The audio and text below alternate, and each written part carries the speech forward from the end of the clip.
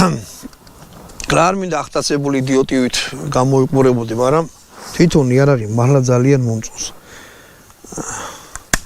ისეთი აი როგორ გითხრათ, ხელს რო კიდებ და ზედ რო უსმევთ ხელს, უსხვანერი, აი კაი შეგრძნებები რა.